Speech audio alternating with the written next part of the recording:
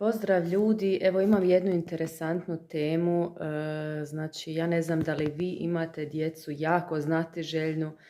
Moj sin od ranoga jutra kada se probudi 100 milijardi pitanja, mama šta je ovo, zašto je ono, zašto je ovdje ova drška ovakva, zašto je ovo onakvo, znači imam osjećaj, on navečer sjedi i prije nego što legne piše mi pitanja da bi me pitao ujutro i volim mu odgovarati na sva pitanja, nikad mi nije dosadan jer znam da su djeca znatiželjna i sama sam bila takva.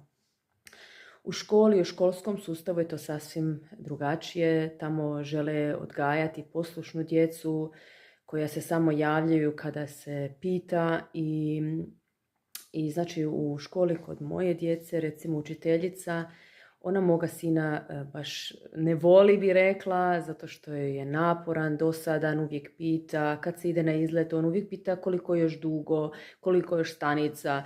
I bila sam jednom čak i tamo i ona je njemu jednom rekla, kaže, jao, kaže, više ti ta tvoja pitanja, kaže, ajde, jel ti ne znaš šutiti? On je njoj na to rekao, ne znam. I ja sam stajala pored njega i došlo mi da se stvarno puknem smijat, ali nisam zbog respekta prema učiteljici. I jučer je opet bila jedna takva situacija, ona je objašnjavala nešto na satu, a on je rekao da nije razumio i ona mu je onako drsko odgovorila, ako nisi razumio, ja to sada drugi put neću objašnjavati. I on je njoj rekao, učiteljice, šalim se, sve sam razumio, i ona je rekla, idući put ću te za to kazniti.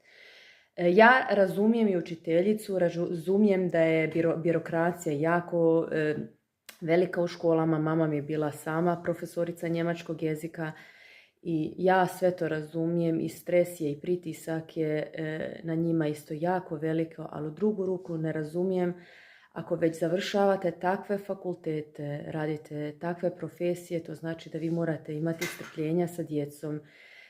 Djeca su bića, znači 100 ljudi, 100 čudi, morate učiti kako sa njihovom agresivnošću, kako sa smirenom djecom.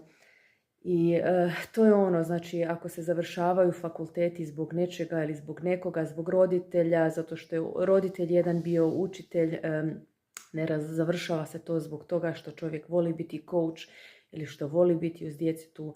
Zato nemojte nikada dozvoliti da škola i školski sustav ubiju vaše dijete. Ne mislim da ga ubiju na taj način, nego da ubiju njihovo samopouzdanje i da ubiju ono što oni zaista jesu. Budite im podrška i volite ih za ono što jesu, a ne što se od njih očekuje. Uživajte mi u danu.